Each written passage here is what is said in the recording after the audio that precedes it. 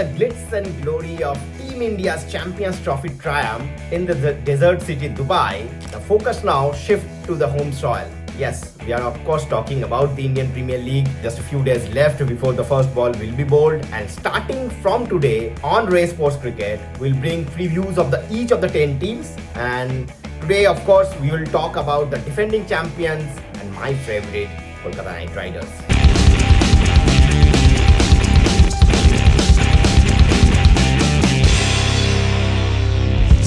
तो सबसे पहले देख लेते हैं केकेआर के इस बार के आईपीएल 2025 के लिए चुने गए जो स्क्वाड है उनको। Look at that squad. It's an absolute powerhouse. Let me tell you that. They have all bases covered. और केकेआर एज ए फ्रेंचाइजी आपको पता ही है कि इस फ्रेंचाइजी में हर बार कोर ग्रुप को बहुत प्रायोरिटी दिया जाता है। इस बार भी हमने प्री ऑक्शन में देखा कि ऑक्शन से पहले कोर ग्रुप को रिटेन कर लिया गया। जिस तरीके से of course Sunil Narayan, Andre Russell, Varun Chakravarthy, these were all expected retentions, but जिस तरीके से रमनदीप को रिटेन किया गया, जिस तरीके से हर्षित राणा को रिटेन किया गया, ये दर्शाता है कि ये केकेआर जो टीम है ये अपने कोर ग्रुप के ऊपर जिन प्लेयरों के ऊपर भरोसा करते हैं, they go all out for them. Even the way they went all out in the auction for Venkatesh Iyer. मुझे लग रहा है कि वेंकटेश अय्यर के लिए obviously they have paid a little bit of extra, but again they wanted to get him in their squad. I think RCB also felt that Venkatesh Iyer उनके भी team में बहुत एक important role अदा कर सकते हैं। शायद RCB was also thinking him as one of their leadership potential captains, इसलिए they also bid heavily for Venkatesh Iyer. But again KKR they paid that extra money. I think they sacrificed someone like Phil Salt for Venkatesh Iyer, लेकिन they retained him back. They got him back in the auction. That is a big thing. So basically KKR का अगर आप squad देखें तो उनका core group settle core group है, and then they have built the team around him. And first of all, let's talk about the captain. Yes, Shreyas Iyer नहीं है इस बार। श्रेयस अय्यर के क्योंकि आपने वेंकटेश अय्यर के लिए इतना स्पेंड कर दिया था तो they obviously did not have enough money to go for Shreyas Iyer, but Ajinkya Rahane, let me tell you that was a steal in the auction. Ajinkya Rahane is a absolute team man, is an excellent choice for a captain. यहाँ पर बहुत लोग शायद ये बोल रहे थे, मतलब मैंने सोशल मीडिया पे भी देखा, क्या अजिंक्य रहाणे का जो जगह है प्लेइंग 11 में वो सेटल्ड है?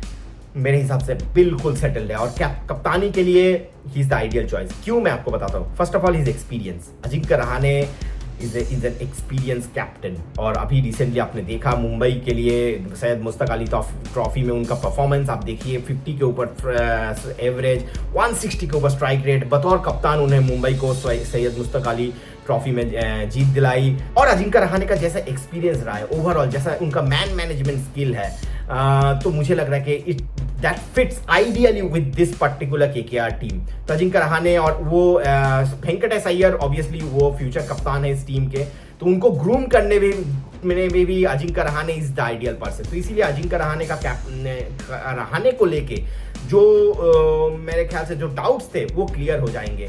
और आई नो कि अजिंक्य रहाणे अगर आपका कप्तान होते हैं तो you can not play him as an impact player, right? So someone like Ankit Raghuvanshi might be use as an impact player, और रहाणे जो है he will be obviously in the first choice 11. तो बात करते हैं बाकी टीम के ऊपर. अगर this team is very much dependent on their allrounders. I mean their strength lies in their allrounders. Look at the number of all-rounders they have. The likes of Sunil Narine. You know what damage he can do both with the bat and with the ball. Batting at the top, in the power play, and of course with his ball. He's with ball in hand, he is an absolute asset for this KKR side. उसके बाद Andre Russell, obviously we know Andre Russell आपको 4 over हर match में नहीं करेंगे, लेकिन death में शायद 2 over वो जो डालेंगे वो बहुत वाइटल हो जाता है कभी कभी. और एंड्रे रसल का एज ए फिनिशर तो आपको पता ही है कि you know how what Andre Russell can do as a finisher. Obviously he is not at his best, but still even if he is not at his best, Andre Russell को कोई भी IPL franchise जो है अपने team में बतौर finisher खिलाना चाहेगी.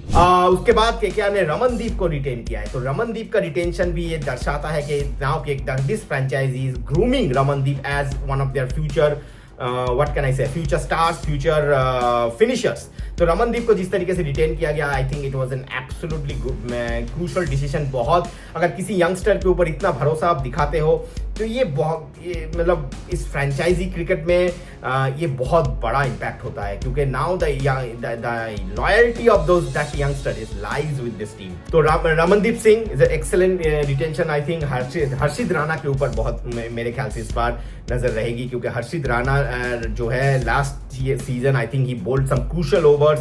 2-3 मैच वो अपने आखिरी ओवर के बतौर केकेआर, उनके आखिरी ओवर के बतौर केकेआर ने जीता लास्ट सीजन। हर्षित राणा इस बार उनके पास इंटरनेशनल एक्सपीरियंस है, तो obviously focus will be on him and he is a very good wide ball bowler, specially in T20 cricket he is a very good bowler. So Harshit Rana again will be an important player. Varun Chakravarthy, we all know what kind of form he is in right now. तो Varun Chakravarthy is the probably the most important player in this KKR side at this moment.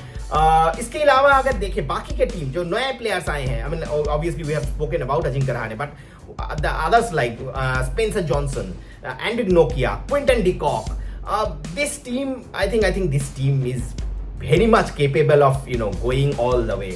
हालांकि अभी ये बहुत कहना बहुत early है, क्योंकि इस बार केकेआर किस तरीके से खेलेगी ये देखने वाली बात है, क्योंकि obviously Gautam Gambhir is not here. So Dwayne Bravo जो है वो he will be in charge of this team, of course Chandu Pandit will be there.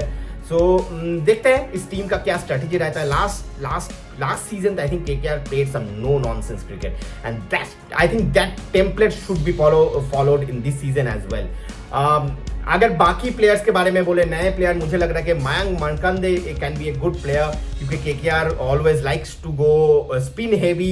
सो मयंक मार्कंडे वहां पर एक बहुत बड़ा फैक्टर हो सकते हैं। मिडिल ओवर्स में वेंकटेश अय्यर के ऊपर ऑब्वियसली दारोमदार तो रहेगा, नंबर 4 पर शायद वो बैटिंग करें, तो Venkatesh Iyer, the amount of money KKR played for Iyer, it will put an extra, whether the franchisee intentionally puts it or not, but there will be some extra pressure on Venkatesh Iyer. तो मुझे तो अगर आप ये KKR team दे मतलब अगर हम first choice playing 11 मुझे दे, इसमें तो मुझे ज्यादा कुछ खामियां नजर नहीं आती है।